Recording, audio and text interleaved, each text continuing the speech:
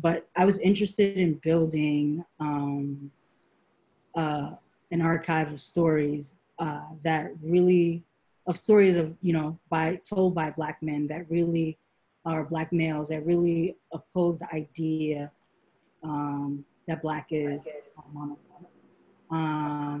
And I wanted to capture it in a way that the artist's hand wasn't too heavy in it.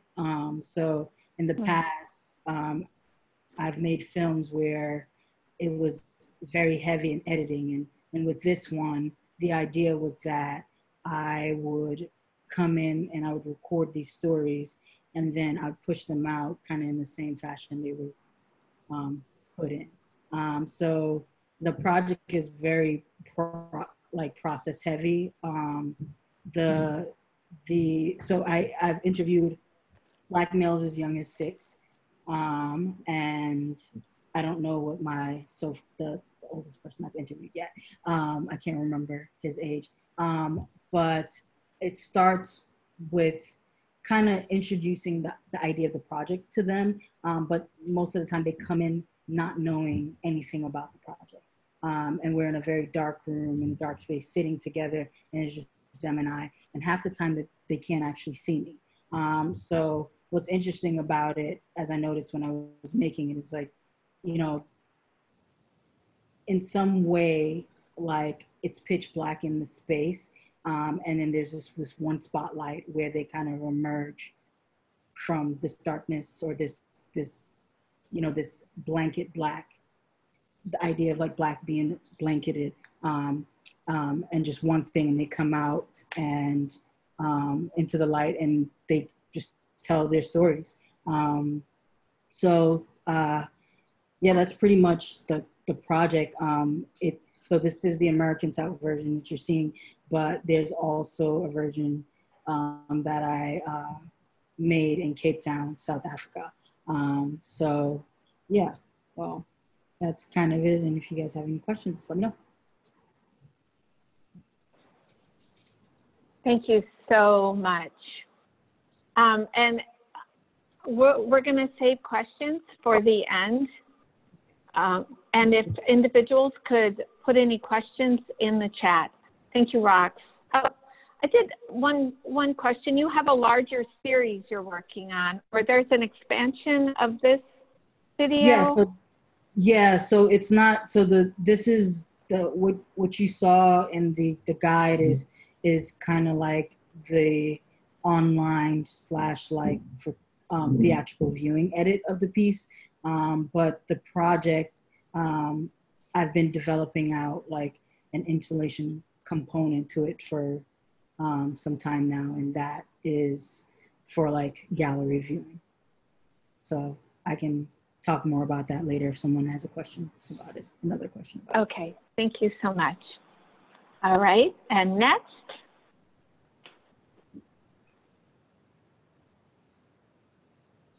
Saving Jake. Katie?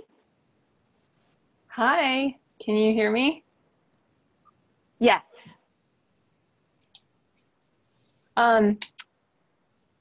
So do you want me just to talk about the project a little? Yes. You can talk about whatever you would like related to either Saving Jake, the project, or your process.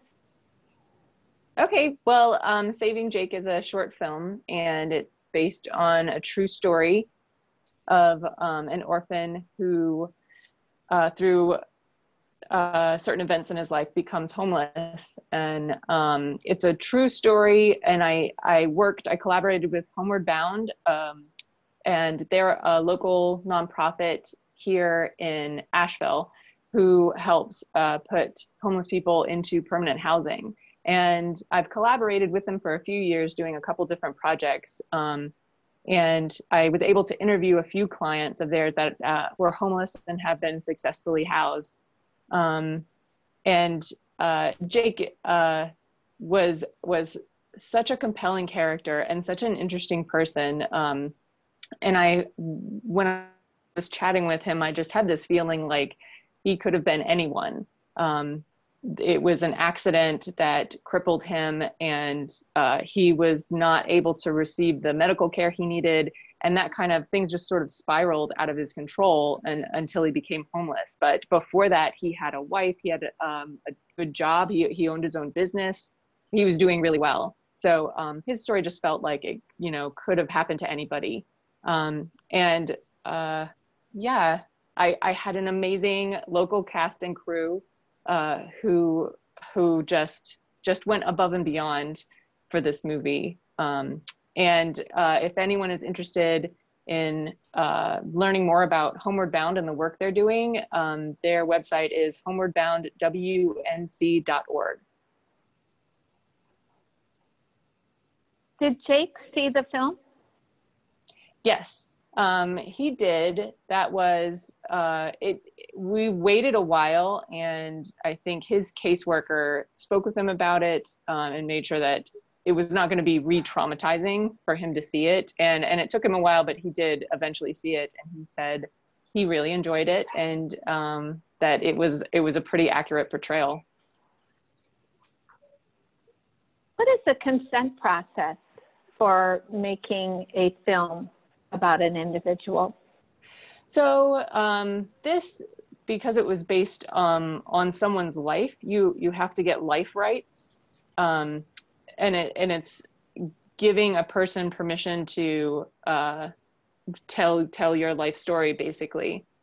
So we did have to get that that's like an extra clearance that usually I don't do when I'm making movies. Usually, you know, for clearances, you know, you have to get actors' permission to use their likeness. You know, your composer, you have to get their permission, and there's all kinds of releases that are signed, but life rights are it's like a whole different set of a release to give. And I think there's an optioning period. So usually with something like that, you don't give it away in perpetuity, but it's just for this one project, for this one iteration of that. So it was kind of his story. Thank you. Mm-hmm. All right. Next, we'll go to Bree Davis. Hi, good evening, everyone. How are you? Can you hear me? Good. Yes. Great.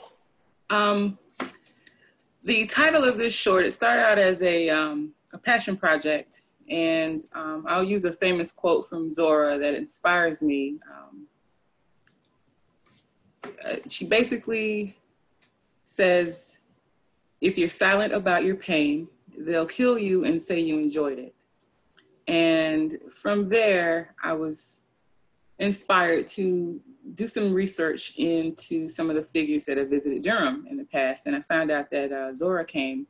And what's so interesting about this, it's a reoccurring haunting, so to speak. We're both from Florida. Specifically, I'm from Miami, South Florida area.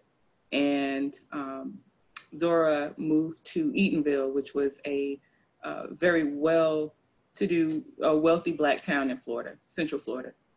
And so all of my childhood, I'd heard about Zora and her travels. And then I got up to Durham and started to do some more research. And I found out that she and I traveled this same route right behind me, but many years prior. So the energy for the film really just, stems from being an authentic voice for Zora and telling this story from her perspective as the queen of the Niggerati. And it is a deliberate irony. And it was created by Wallace Thurman and a group of Harlem Renaissance writers like Countee Cullen and Langston Hughes. Specifically, they were all a part of this group. They used to meet in Harlem, and they would cook, collard greens and ham hocks and write, and speak about intellectual and current events like teen pregnancy and poverty and really what was going on. But to circle back to, what the journey from Haiti to Haiti, we all know Zora wrote a very famous book called Their Eyes Were Watching God. And she wrote it in Haiti in a span of a short period. And then she left Haiti and came to Miami when she got a call from James Shepard, the president of NC Central, to head up the theater program there at Central. So from that point on, she took a journey in her red Sassy Susie all the way up to Hey Ty, and that's where you'll meet this film. Like I said, I've done an extensive amount of research on the nuances and the controversies, and I think this is a great film to highlight Zora in a prime of her life, coming to Durham, and her experience with Black Wall Street, and kind of mirror some of the things that I've experienced in Durham and in Hey Ty. And so there's a large effort of discussion about practices and even just seasoning the English language, so to speak, putting a little bit more seasoning into it. So this movie, to sum it up, will likely be like a Blaxploitation era, and I'm trying to get this feel to it. So I've worked with quite a few people, been coached by a few folks, like Christopher Everett of Wilmington on Fire, and I have an associate producer who's working with me, and then a few other folks, a graphic artist, animator, and my very good friend Dulcinea, who lives in Italy, who did the illustration for the film, or who was doing some additional illustrations for the film. The goal is to really just tell an authentic Zora story. So, and thank you. I just saw, Angela, I just saw the Hey Ty Heritage link today. I plan on, it's a work in progress, so I plan on trying to put it in there. That's the goal, really. That and the Zora Festival. So those are the two festivals that have shown an interest, and I definitely will. Would love to show it at Hey Ty, and would love to show it at the annual Zora Festival, which they've shown some interest in the film as well. And the goal is to really push it out there. So as much, as much as I'd like to take full credit for it, it's really Zora's spirit driving this film forward. So thank you. Wonderful. And then your other work in the exhibit. I did this piece, man. This piece was probably 2 winters ago. And I was feeling a bit, magical. Let's put it that way. I like that too. But high school you play too much comes from hours and hours and hours of playing Ms. Pac-Man and getting to those levels, and then getting to a space where there is synchronicity and metaphysical things going on. So you can see pretty much where the influences are. And I have a 6-year-old son who loves dinosaurs. So I put one of his T-Rexes in there for him. And like I said, this piece is really just about my personality.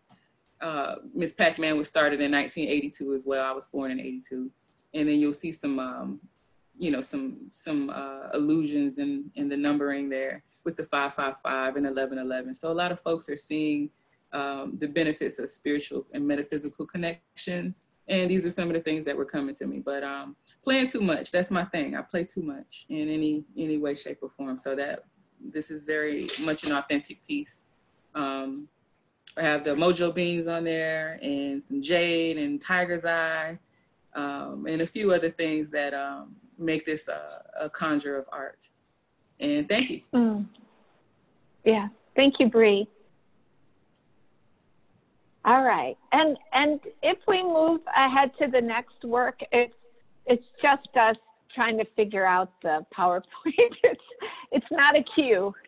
Just everyone know that. So next is Natalia. Welcome. Hi. Can you hear me? Yes. Awesome. So this piece, like I started thinking about doing something like this right in the beginning of quarantine, just along with making a series of illustrations. I'm an illustrator.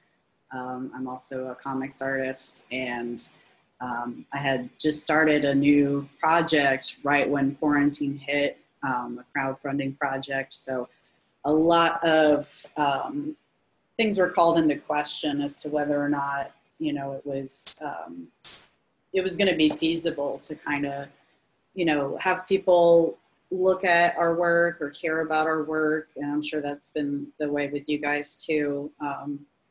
And so I just kind of made this small illustration as a way of, you know, saying, yes, I'm here, I see what's going on, and I hope everyone can, you know, just remember to take care of themselves. And I was really, so a lot of my work has botanical themes to it. You can almost call it botanical horror, because it deals with trying to make something beautiful out of harmful or traumatic events. So a lot of the flowers grow out of people's bodies, and it's sort of a way of thinking about healing and creating something that can be seen as a cathartic experience. And so because I've been doing a lot of research on different flowers to make illustrations out of, I saw the forget-me-nots and immediately thought of, you know, the blue color and the, you know, hospital masks, blue color. So yeah, that kind of explains where this came from. But I've been very humbled by the fact that people have been responding to it in the way that it was intended, to kind of share the idea. They share the piece, different hashtags, forget me not, or someone shared this in a post in their Instagram with the hashtag no me olvides, so that's Spanish for forget me not. So it's interesting that, you know, it's kind of become its own thing, its own kind of message, and I think it's definitely inspired me to kind of keep making work through quarantine. I've done a couple of projects already, and every time I have any moments of self-doubt as far as the impact of my work in the future, or just thinking about what the future is going to look like, I've been looking at this piece a lot and just being grateful that it, you know, can make a difference. I see Angel. Oh, yes, plants can be so healing. I have some, my studio is in a sunroom here in my apartment. I have plenty of plants here. And my husband wants to start an apothecary when he retires, so I can relate to that.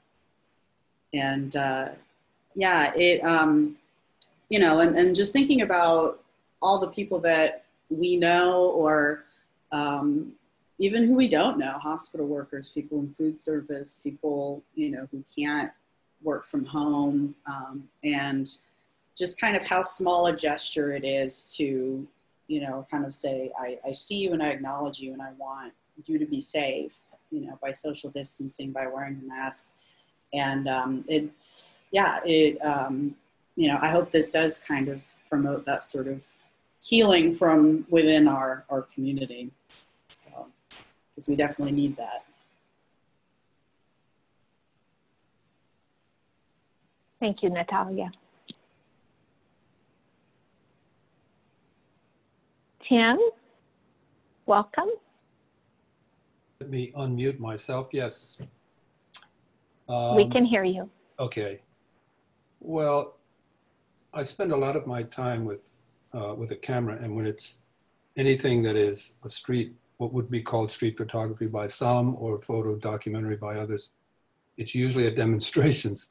And I think I had demonstration photography in the very first exhibit, and several since then, and now this one, because I think particularly this year, with the Black Lives Matter demonstrations being the largest in US history, and maybe the most important, I thought it very important to participate. My wife Linda and I have been attending demonstrations for almost 50 years. It goes way, way back. But so there's a history of seeing how demonstrations have impacted US policies. And I think this particular year, this time, is so critical to the future of the country. So this was a Black Lives Matter demonstration in Raleigh, North Carolina on May 20th. It was probably the most diverse demonstration we have ever seen. in terms of youth, in terms of the communities, African American, Latino, Latinx communities, elderly people, young people, children. And I thought it particularly important to get, let children speak on this one. And this really caught my eye. So this is what I submitted this year. I took about 100 photographs that day.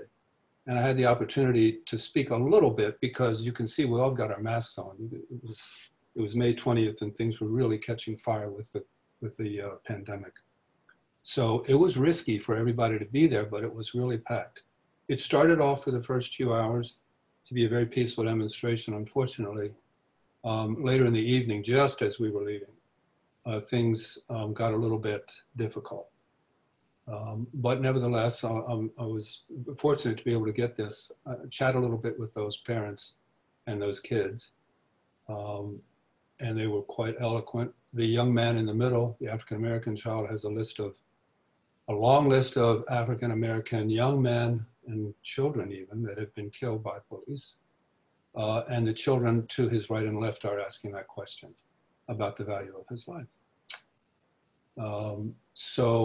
I do want to take this opportunity. I think one of the missing communities in the Truth to Power exhibit have been the Native Americans.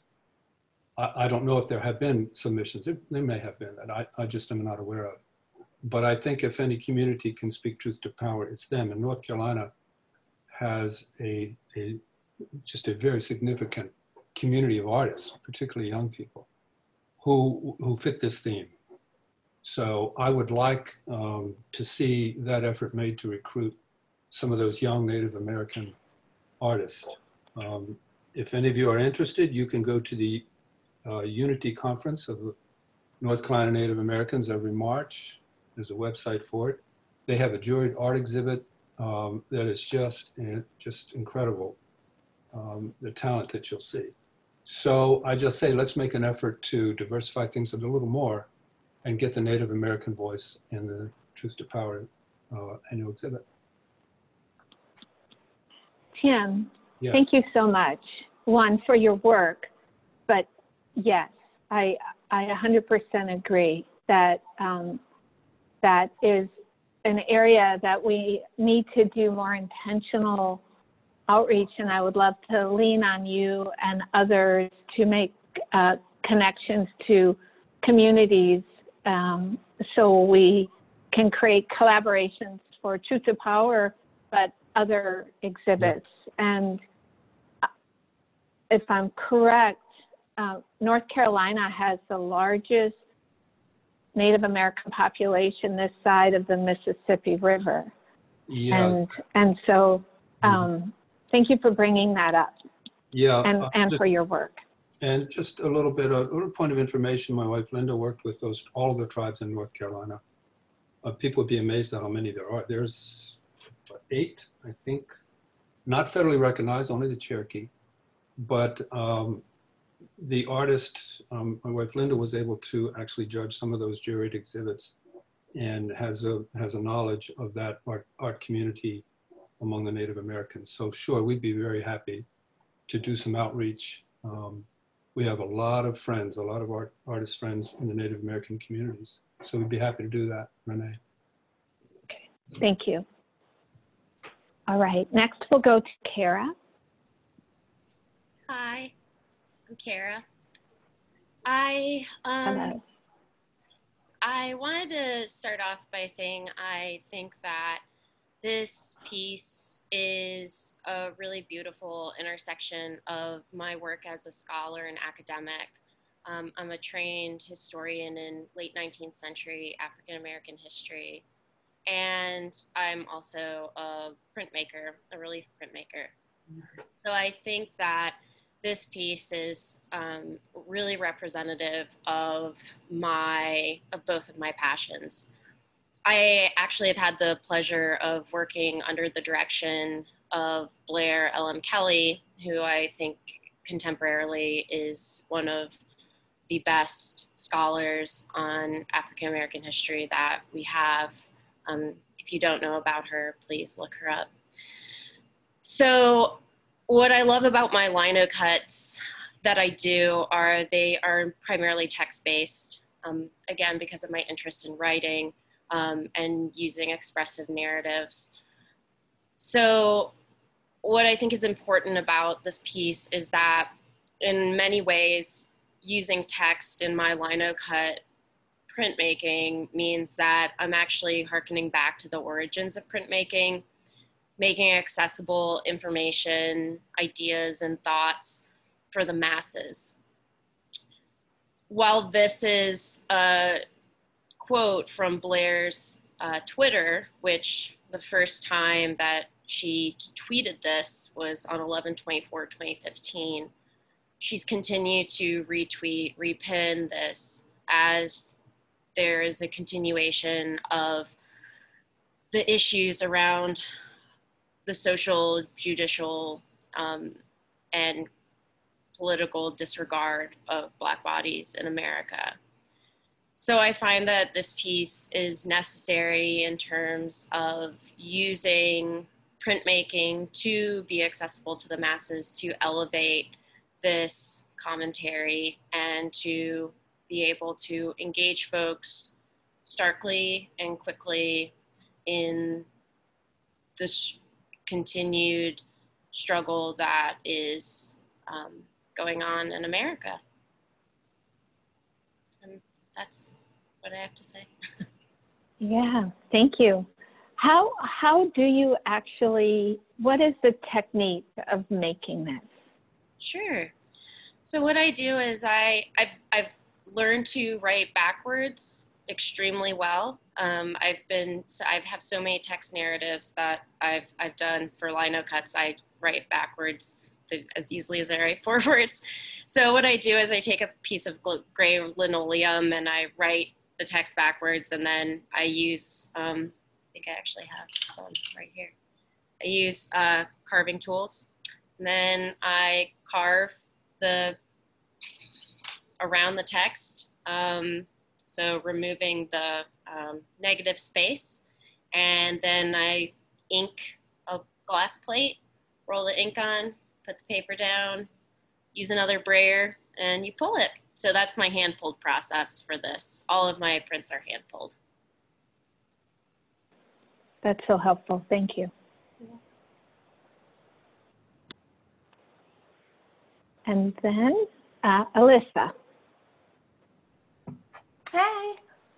Well, I'm actually, this kind of feels funny because I'm actually primarily an abstract expressionist painter. And I just had this, and it's based off of COVID. I actually made The Wishful Authoritarian in April. And I think it was like kind of accepting, having it set in that this COVID trajectory was not working out with the government, we weren't getting it right, and just like this kind of like stages of grief you go in. It was kind of like not quite acceptance, but it was angry, and I couldn't get it out in paint. And usually with my paintings, I'm political, but I kind of like hide it in what I'm thinking, or I hide it in the titles. And then as I've been getting older, I've just become like, why am I hiding like my thoughts and feelings so much? So I decided to do a print because I just had this image of Trump's eyes hidden. And my mom always said the best value you can get, a gauge of what you can get from somebody else, is like to look in their eyes, like really look at them and see what, see what you can get from them. And whenever I looked at his eyes, I just never felt like he had any empathy or anything. So I just got really mad and just went through the process of doing it. And it's so unlike painting to me because I would do it really fast. I would get it out, but with printmaking, you kind of have to have this process and kind of go through the motions and be very careful. One print, next one. And you're looking at all these faces of Trump and then this mask coming at you. And it's kind of just, it's very unsettling, but it was kind of cathartic in this way. And then I found this quote by Charlotte Bronte, that says, the soul fortunately has an interpreter, often unconscious, but still a faithful interpreter in the eye. And it just kind of came home to me that COVID is exposing all these cracks in our system. And no matter how much we try to cover it up with a mask or anything else, the cracks exist.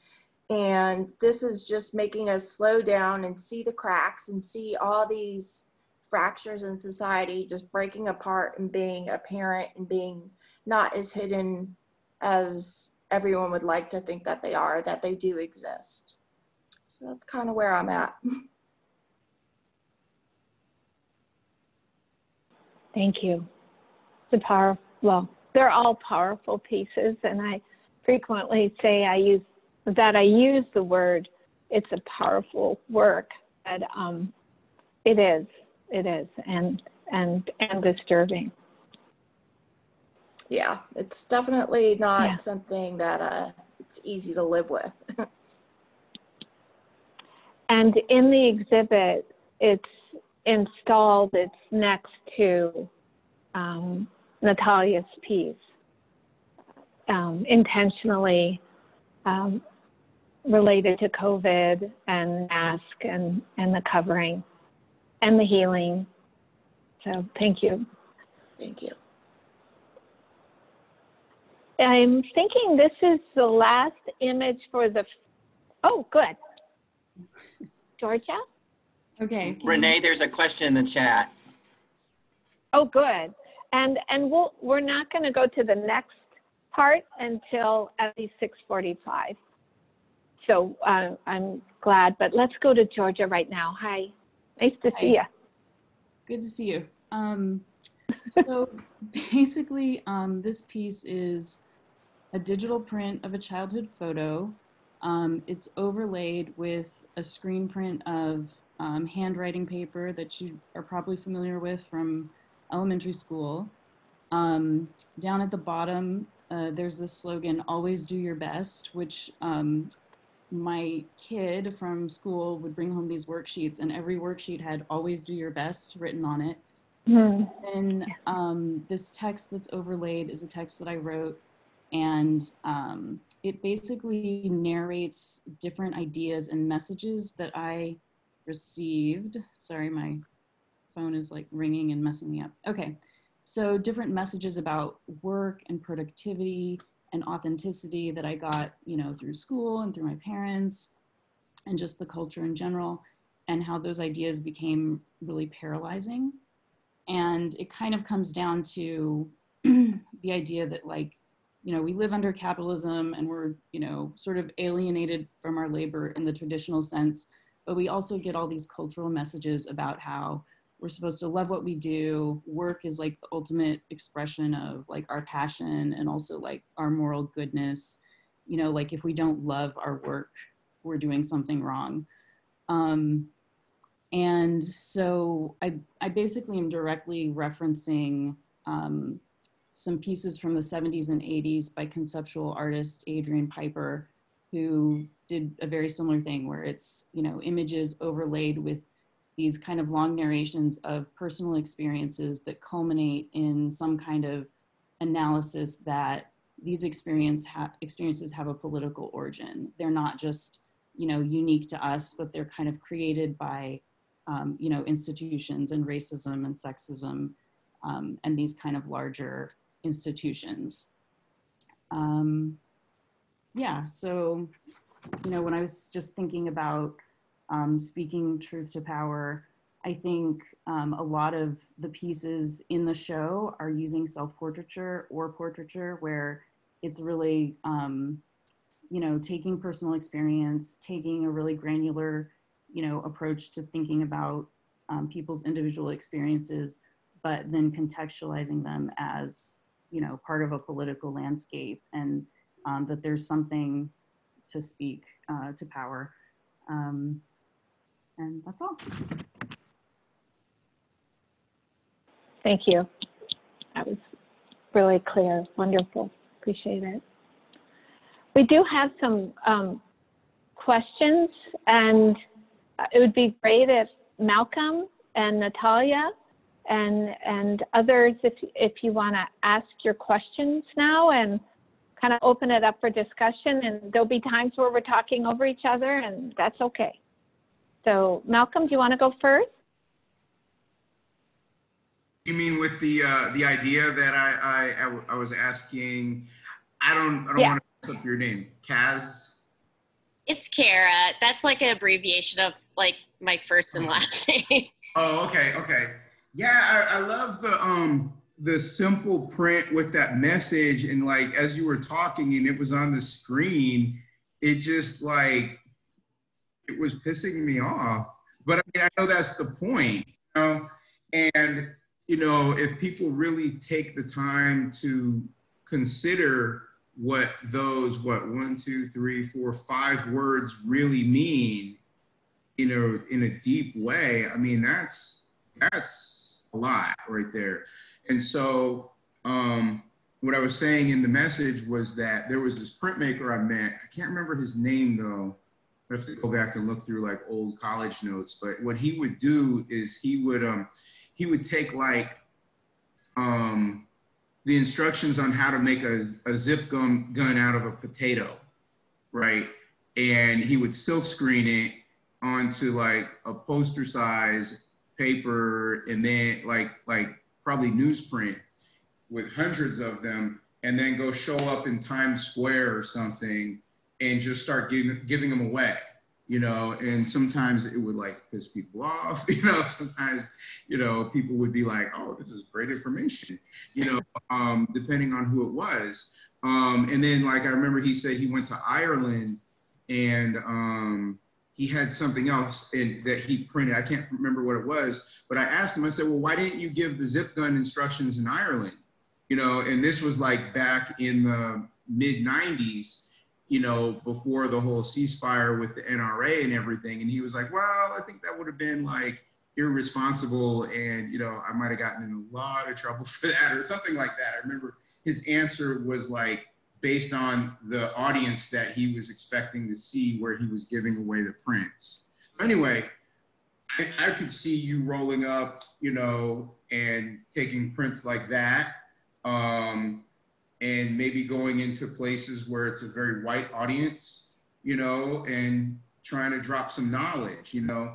You might not, I wouldn't do that alone though, because, you know, nowadays, stuff like that could be dangerous. You know, you give it to the wrong Trump supporter, but, you know, maybe as a team, you know, but that's like taking your art to like this high level of activism, you know, consciousness raising.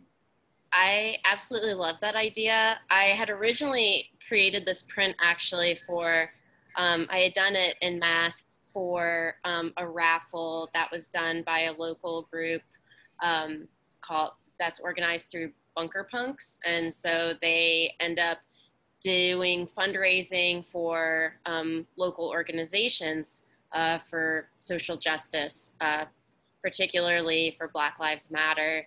And so it was cool to be able to create a number of them that whoever won the raffle was able to get like 10 prints that hopefully they would distribute. But I absolutely love the idea of creating more of these and using it as a physical manifestation of social justice and advocacy. And especially, I should probably make them into postcards. I would, you know, help the USPS be sending these out all over the place. So that would be wonderful. Yes, yes. Yeah, I love it. Thank you so much, Malcolm. I appreciate that. That's brilliant. Love the piece. And Natalia, did you want to ask your question? Yeah, I actually got her to answer it in the chat, but okay. I can ask it anyway. So I was interested in knowing if Alyssa felt like she was getting more desensitized by seeing all the repetitions of his eyes while you were making the screen print. It wasn't desensitized. It was just overwhelming, and you feel the burden. I don't know if you could see it. I had this picture that I made of like all of them staring back at me. And I have it on my site and all that stuff, but it's just kind of, and you go through like the different color layers, and it just gets more and more heavy, and you just really feel like this isn't fake people, this is really real. And it's it just really, it's like almost like a call to action to yourself. Yeah, thank you. All right, well, we will we'll go to the next tab. Thank you. I imagine thousands of people clapping because it was phenomenal. Thank you. Thank you, the first group. All right. Can go to the first painting mixed media, and we have Bethany. Hi, everybody. My name is Bethany, and I'm a painter in Durham. I've been here since 2008, and I have, over the past maybe 2 years, been doing a lot of self-portraits, and this one evolved in June. So Amy Cooper, just as a recap, is a white woman who in New York City in late May was filmed by a Black man, Christian Cooper. She was threatening to call the police because she had her dog off leash in a bird watching spot. So she's breaking the rules. He was bird watching. He said, please put your dog on a leash. And she said no, and that she was going to call the police and say that an African-American man was threatening her. So it was very clear what she was trying to do was assert her whiteness and not be told what to do by a Black man. And when this story came out, I heard a lot of responses, and I was paying attention to responses of white women like myself. There was mocking her audacity and casting her off as crazy, celebrating the consequences that she faced, and I took those as a way that white women were separating themselves from her and her actions and her thoughts. And in this self-portrait, I ask us white women to consider how we might actually be like her in our subconscious or maybe not so subconscious ways, and that we might be surprised by what we find, and that we can't change our internalized racism without acknowledging it. So we have to look if we want to change, which we need to do. And I used a literal like screen grab from the video, from Christian Cooper's video. So it's like her pose, her clothing, that's the bird watching area, but it's my face and my dog. And yeah, I think that might be it. Thank you, Bethany. Great. All right, next. And there's a question for you in chat. Do you want to take a peek at it, Bethany? Next, we'll go to Jenny.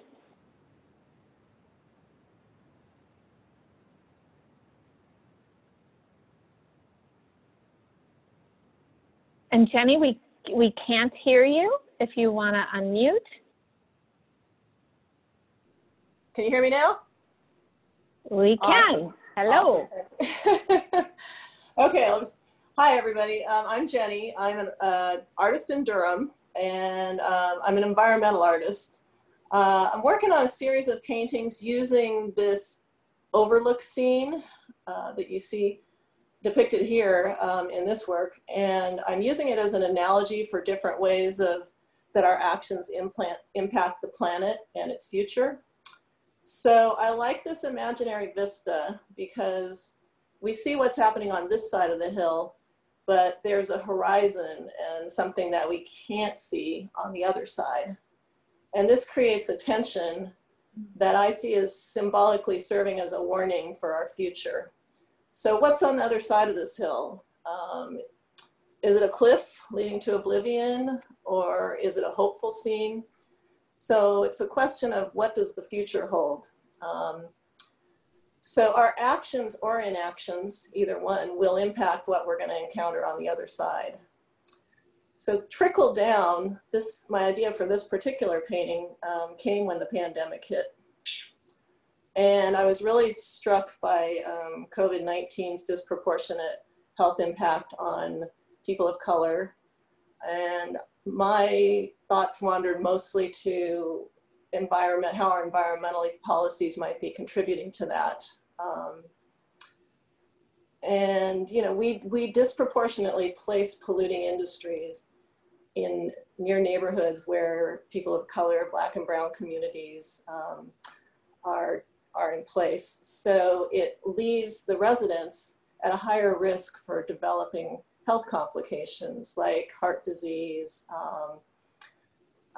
diabetes, respiratory illness. All of these are pre-existing conditions that make you much more likely to have extreme issues with COVID-19. So I wanted to paint a painting that represented my thoughts around that issue and illustrated to some degree my feelings about this racial injustice issues with structural racism.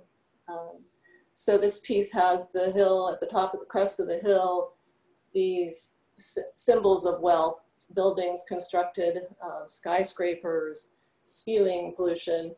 And to the left, there's a wonderful little playground that sits vacant. And if you look beyond the horizon of that playground, you see industrial activities that are the result of our choosing and to place those facilities in the neighborhoods of these communities. So one example that's a blatant statistical example is that, I don't know if you probably have heard about St. John the Baptist Parish in Louisiana. They only have a population of 43,000, and yet in April they had the highest COVID-19 death rate in the country.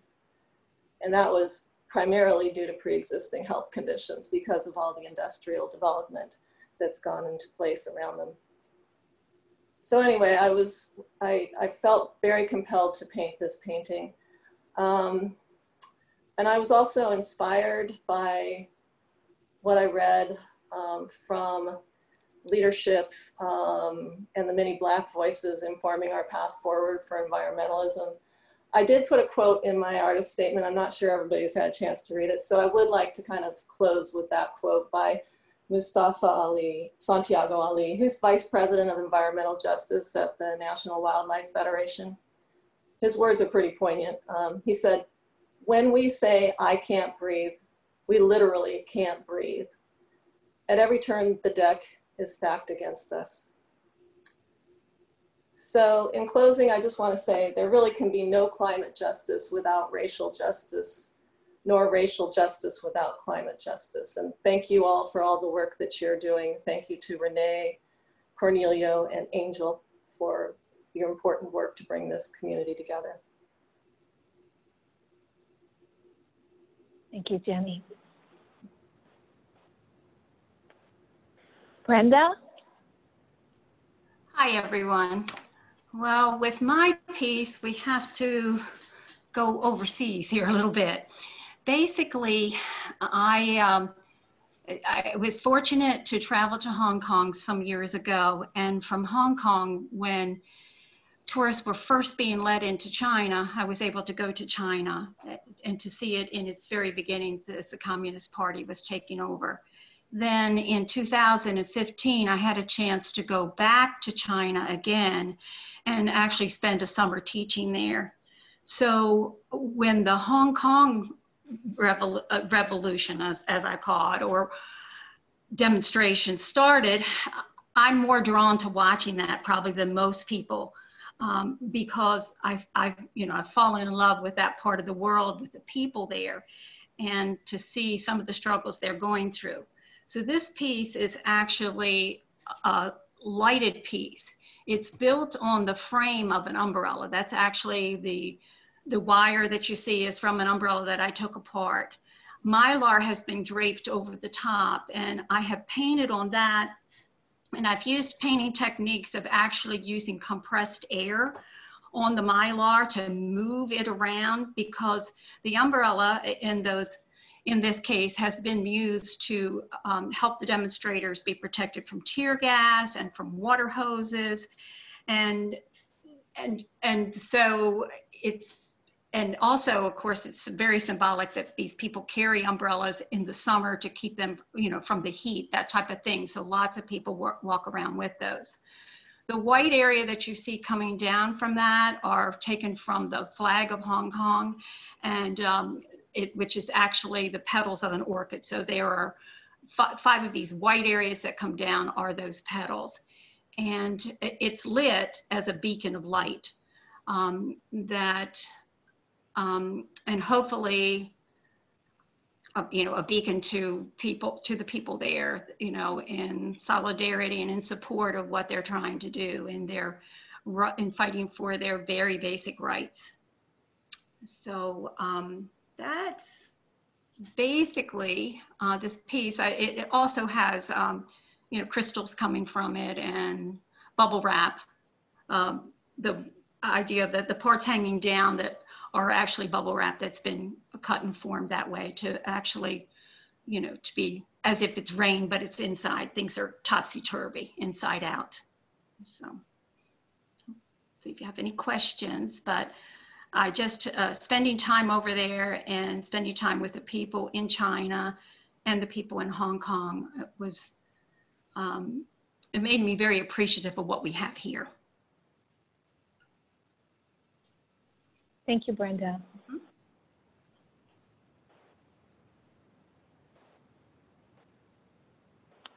Malcolm?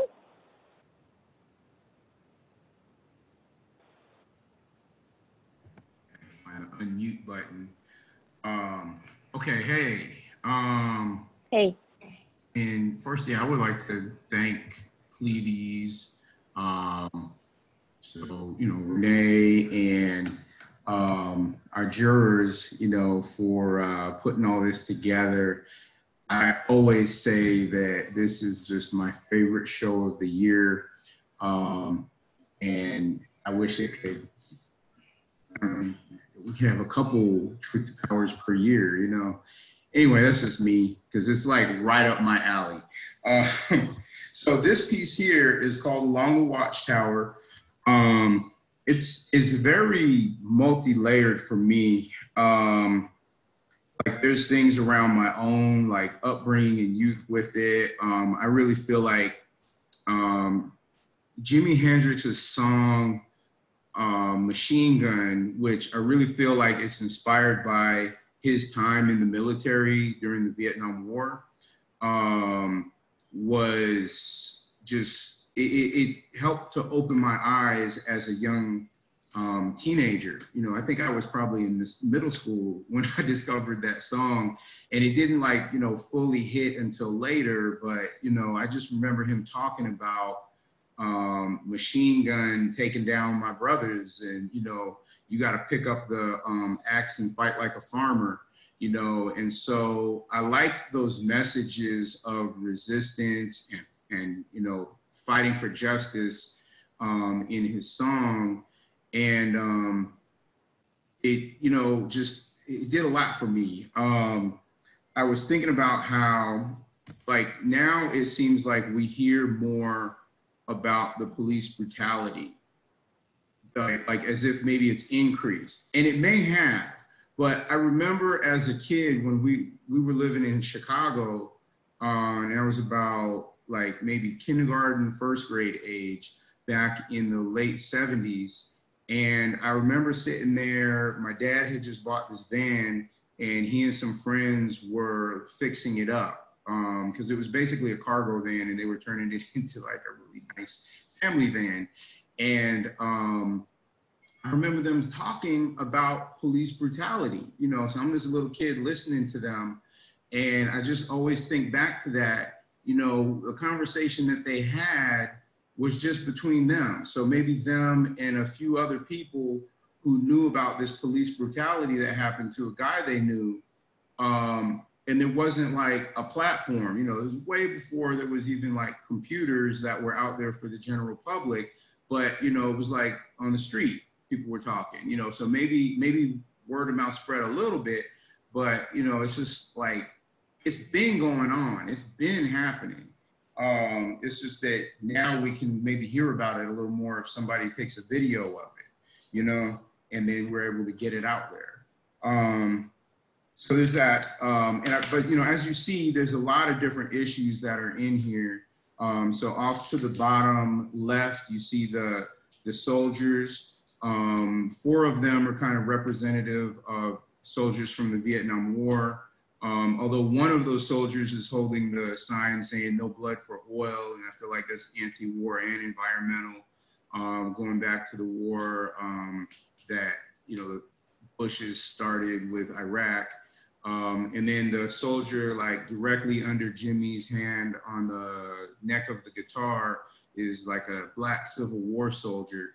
And, you know, he's got the sign saying there are Black people in the future. So, you know, that's kind of, you know, I love that as like a Afrofuturist mantra, but it's kind of deep for me too, because I remember when I taught elementary school, talking about the ideas of Afrofuturism, and some of my kids, you know, they were like, I have a future?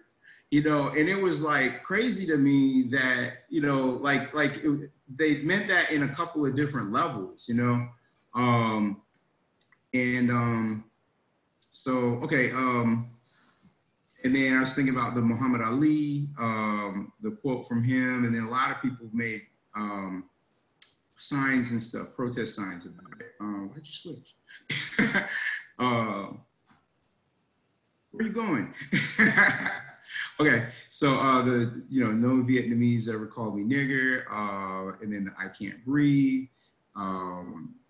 Our American dream staying alive. I feel like, you know, I wanted to bring together all these different elements, and kind of like Jimmy is like our Afrofuturist leader, bringing us through like the cosmos and taking us on this trip and delivering us hopefully to like this, you know, place of power.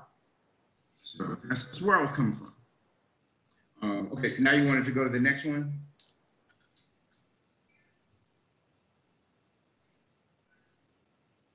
Okay, cool. All right, so this one's violence. And, you know, there's this quote there from G. Yamazawa, who, if you don't know, he's a rapper from Durham.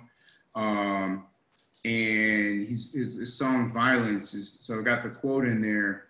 And for me, that quote really, really struck a chord with me, because he's talking about brutality.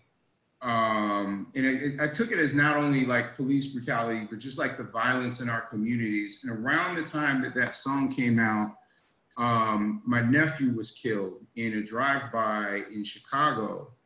And it just, I don't know, it changed me or something. I went to the funeral, and when we were out there for his funeral, there was like a 30-minute window for a funeral, right? When we put him in the ground, and we were stepping on the graves of other people who had their half hour worth of time to put their kid in the ground after us. So we couldn't be there grieving as a group for more than a half hour, because they put planks of plywood over the other like 10 graves that had already been dug in the same part of the graveyard, you know, so that we wouldn't fall in other people's graves. You know, if you understand the scene that I'm describing and, you know, what this means, you know, and just as a teacher, you know, there's been way too many of my students who are in the ground now. We started off the last school year with a kid getting killed like a block away from my school. And then halfway through the school year, one of my students' older brothers got killed. You know, now I'm talking about Durham. And it's just, you know, they didn't get killed at the school, but, you know, this is the violence that's affecting our communities. And I'm in there as an art teacher, but I'm a therapist. And guys, I'm not trained as a therapist. I did my best, but, you know, it's a lot. You know, it's like our kids and us even sometimes, it's like we're in a war zone. And this song that G. Yamazawa put together was just, it hit me. And so I wanted to put that into this piece. So that's that. Thank you, Malcolm. Clarence?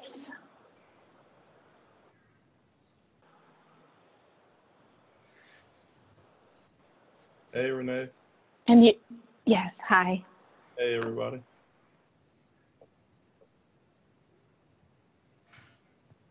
Do I go now?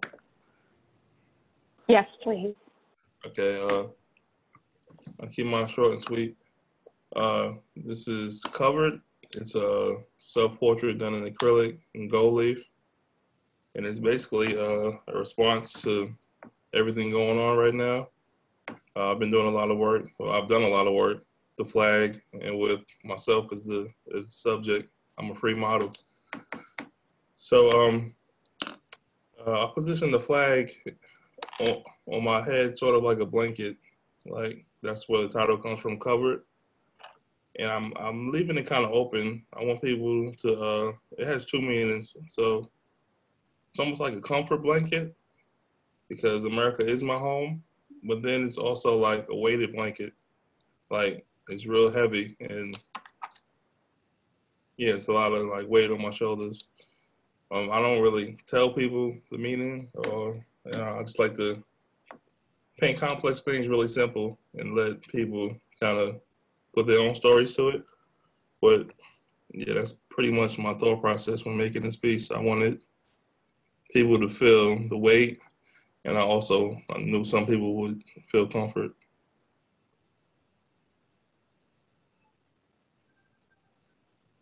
I think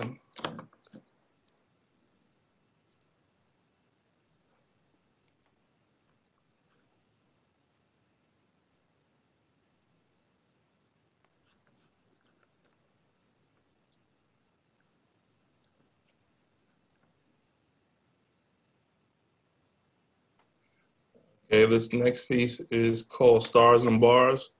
The title is a reference to the Confederate flag, actually to the Confederacy. That's kind of the nickname for that flag. This portrait, it's not really a portrait, but this image is a depiction of innocence in like in Black society, how it's stolen, and how slavery basically was continued and kind of ushered into the system in a new way. So on his chest, I have a copy of the 13th Amendment, which allowed people to be put in prison and used as free labor, basically, a continuation of slavery. So I wanted to put a young kid with the motif of the flag behind them to kind of represent a grim future and remind everybody of what's going on as far as us being ushered into the system in a new way. So like a new form of slavery.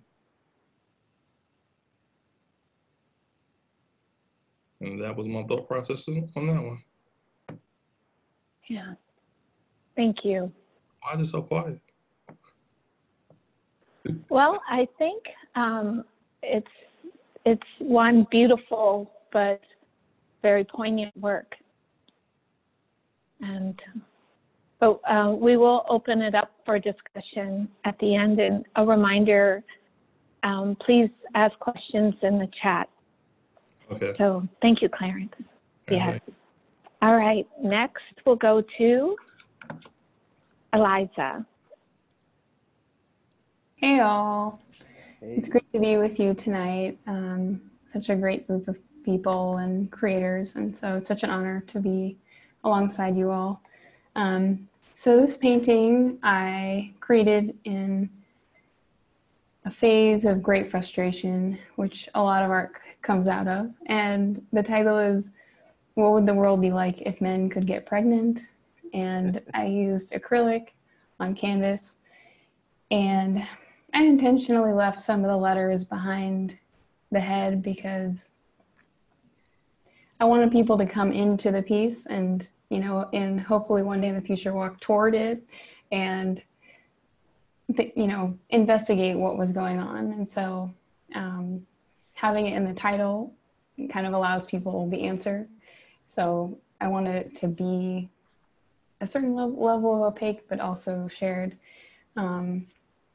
And I have another job during the day, so this is my first ever showing of my art. And I love painting in bright colors because it gives me a sense of adventure and curiosity in the process of painting. And given the question at hand, I wanted to share just a few statistics related to women's experience in the US and across the world. So there's near parity at entry-level positions in the US, but as more powerful positions, you know, go higher and higher in the chain of command, increasingly less and less women are represented. For every 100 men that are promoted and hired to manager positions, 72 women are. Worldwide, less than 20% of the world's land owners are women. And in the US, 51% of the population is female, but only 25% of the Senate and 23% of the House and 22% of mayors in cities over 30,000 people. So, and lastly, it's important to think about not just women blanketly, but think about women of different backgrounds. So I'll leave you with the latest wage gap data, which is that for every $1 that a white Hispanic man makes, white non-Hispanic women make 79 cents, Black women make 62 cents, Native women make 57 cents, and Hispanic women make 54 cents to the white non-Hispanic male dollar. Thanks.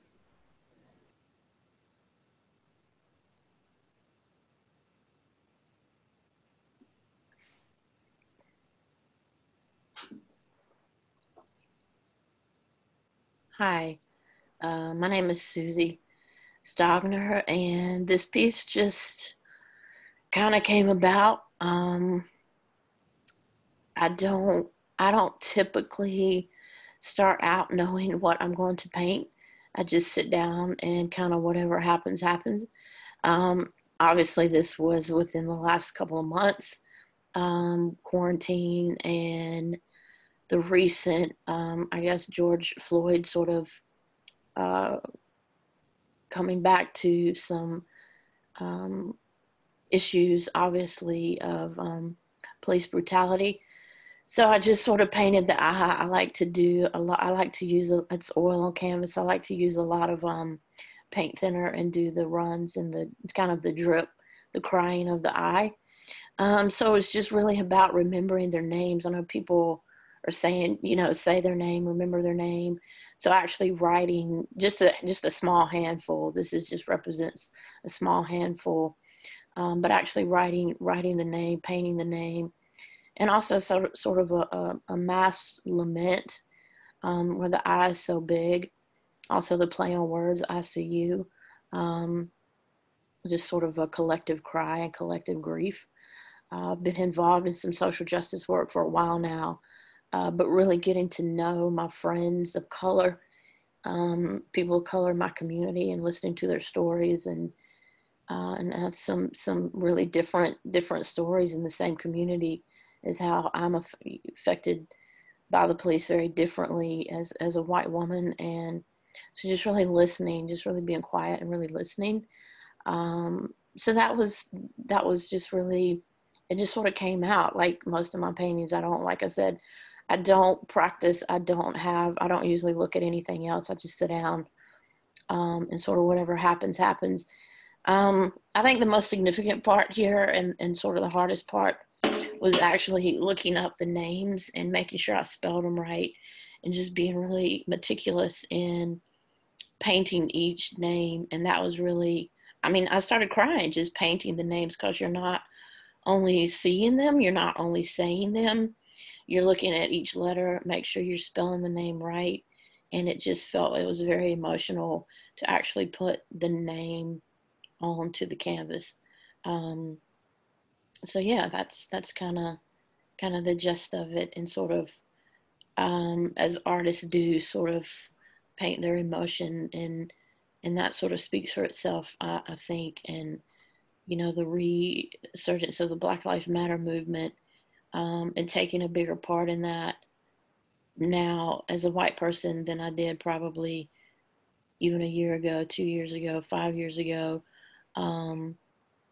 So yeah, here again, it's just a small portion, but I think a lot of the names are familiar, and just really wanting to remember them and say them and see them and weep for them. Those were people, those are real people, brothers, sisters, mothers, sons, and just recognize the realness of their humanity, and that they were taken away in murder by people who are supposed to protect and serve, and clearly are not doing that. So thank you. Thank you, Susie. Mm-hmm. Jermaine? Hey guys. Hey. Hope you're still awake. It's been a great conversation so far. I wanted to, first of all, thank Bethany. I remember you posted kind of like a compilation of, the works, and mine was in it, and it kind of changed, I think, the narrative of what I thought the work meant before submission and then after, because I seen how my work fit in with the others. And it's really cool to see artists supporting each other. So thank you again. So for this piece, I'm gonna read my statement, and then I'll do a quick kind of wrap up of it. Okay, so it starts off with the question, and you guys can think about this. How did you learn how to fight or defend yourselves as an American? How did you do it physically, spiritually, financially? I'm teaching my sons about weapons and how people have used weapons throughout history. Growing up in Cleveland, Ohio in the 1990s, I was taught to fear weapons. Now I'm not. We study how people use weapons in real life now. Weapons can be used to save lives. Weapons can be used to end lives. Weapons can bring freedom and take it away just as quickly. Words are weapons. Dreams are weapons. Now they know about weapons. So that statement for me, kind of where I started with this piece. The piece, I think, changed from with this image here, because the final piece, actually I added some resin to the white background. And so it's called Baby Bullets because it is a survival guide for us all. So like I said, when you start out as a baby, or you grow up pretty much empty, free, And you have to develop different ways to defend yourself, either through education, through finance, money, assets accumulation, or in some ways violence. You know, you might have a parent who took you out hunting, or maybe taught you how to box, or maybe, you know, you went to a Taekwondo class or something like that. And so you build up these defenses against, you know, the things that we face in life. And, you know, as I grow up, I see, you know, people fight, you know, but they fight differently. You know, some people become lawyers, so they fight, you know, with litigation, and, you know, a lot of times that's the greatest fight, you know, fighting for your freedom as far as that. And, you know, I just want everybody to think about that. Like, you know, some people grew up, you know, fighting with, you know, their fist. Some people grew up, you know, fighting with their mind. And so, you know, my paintings, they're usually, you know, they usually have a problem, and I usually try to provide a solution. So the shell casings that you see, they're from all different types of weapons. And so each bullet, I said in my video, that's a lesson. So each day of your life, you accumulate a bullet, or you know, you have bullets accumulated from your family, from your experiences. So Renee, you might have, you know, a tradition from your family, a way to live that your parents taught you. You know, Susie, you might have your experience, you know, and your bullets that you use to defend yourself, or you might give your bullets to somebody else, like we're doing now with our paintings and our artworks. We're giving people ways to solve their problems, or ways to look at these problems in a different way. So I wanted to show that in kind of this glamorized way to kind of, you know, make it appealing so people will maybe look deeper. So I use that that rich moniker at the top a lot, and a lot of people, you know, they think that, oh, you know, it's kind of a show off thing, but it's more so having a resilient spirit, being rich in spirit. So that's very important to me, and that's, you know, all the artists here, I'm sure, you know, we've you know, dealt with rejections or different you know, different disappointments, but it builds up our spirit. You know, it builds up our immunity sometimes to the things that may bring somebody down, or we can help them. So that's what it was. This piece was speaking to. So it's an individual guide for the viewer. Thank you so much. Mm-hmm. You're welcome. And then we'll go to Karen. All right, hello everybody. So this piece, it's kind of hard to tell from the photo. It's a 3D object, and it's a series of boxes that are nested inside of each other. So you can kind of see the outline, and the outside one, and you can kind of make out the second one. And then there's a third box on the inside, and each one of them I basically kind of hand stitched or sewed, or I don't know what the verb is, beads onto the outside of these boxes. In a lot of my work, not just this one, but some of the others, beads have kind of come to represent my whiteness, basically. And so I made this piece. The title kind of explains exactly what it is, but it's nesting boxes of my internalized white supremacy. And I made it at a point when I was really just kind of, I don't know, I was really grappling with, oh my God, the process of just dealing with all of the white supremacy that's inside of me, like, just never ends. It's never gonna be done. And that, you know, that this is the long haul, this is the long game. As soon as I've kind of peeled away one thing and been like, oh man, Karen, you did that, or you thought that, or whatever it is, there's always something else immediately underneath it. And I needed a way to kind of deal with that so that it didn't paralyze me and prevent me from continuing to prevent me from action, to kind of give me an excuse to just become inactive, and to not do my part in kind of fighting oppressive systems and all of that, because it's really, as a white person, it's really easy to just sit back and not have to, pay attention, because you really don't have to if you don't want to, because that's how it was set up. So I made this at a point where I was basically just trying to think about all of that and find a way to move forward. And so I was like, you know what I'm going to do? I'm just going to kind of pretend, I'm going to just kind of turn this into reality. I'm going to make what I'm feeling physically out in the world.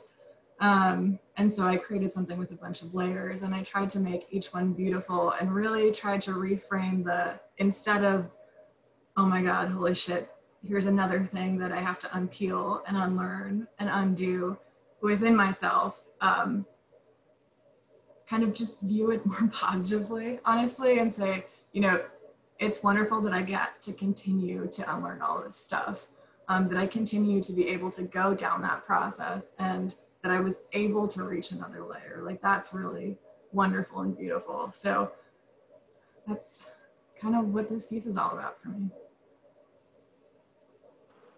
Thank you, Karen. Are there any other artists in Truth to Power 8 that are on the call that would like to talk about their work? And we could put the slides down, and I'd love if we all went off mute if you want to, and got a few minutes left, but it's been a sobering discussion, and it needs to be, but there's also a lot of hope. And I think it was Malcolm who wrote creating as a form of ceremony, as some of us do our personal work through through creating work, and others telling story and showing a larger piece of humanity that others don't see. But I also want to celebrate each of you. I want to celebrate your skill, your technique, what you've created, but also celebrate the emotion that went into making it, the thoughtfulness. What we've heard from many of you, these aren't random choices. These are very intentional pieces. And I'm really thankful to house them in this exhibit online and hopefully in person one day. So if others have items, or not items, but comments they want to share to other artists, we haven't been able to meet in person. I will add also, for an artist talk, the Zoom, it's been nice to hear everybody, because sometimes in gallery shows, there are people chatting off on the side, and I would think, listen, please listen. There's so much rich knowledge right in this person who's expressing what they've created. So it was really wonderful to be able to hear each of you. Renee. So others on the call, anything to share? Hi, Tim. I do.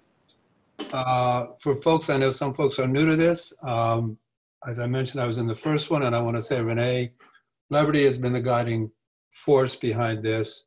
Renee, I think we should all give you a round of applause. Yes, very much so. Great job. Thank you. Thank you. And then back to all of you. Back to all of you. One big. Cornelio, are you still on? Or Angel, any closing comments? I'm fascinated by the how the pieces look together, how all of the pieces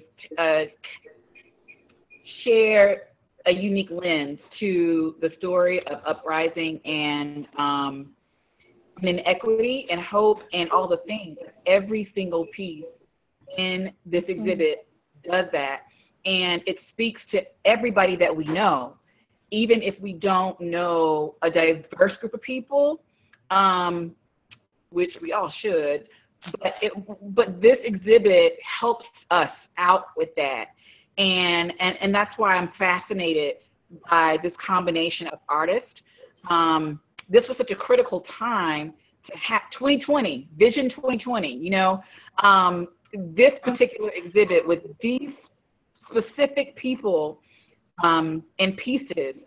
And so I believe there's a future in terms of like this very exhibit continuing on. And so I just felt like I needed to say that because I think this needs to go beyond August.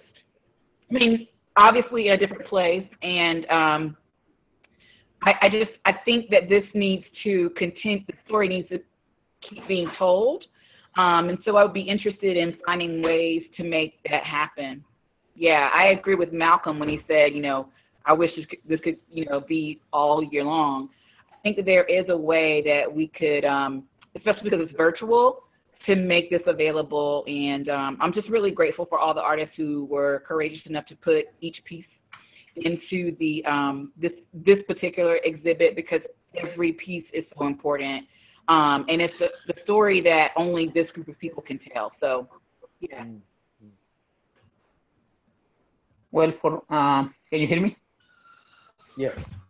Oh, okay, thank you. Well, for me, once again, this is a perfect sample of the power of art.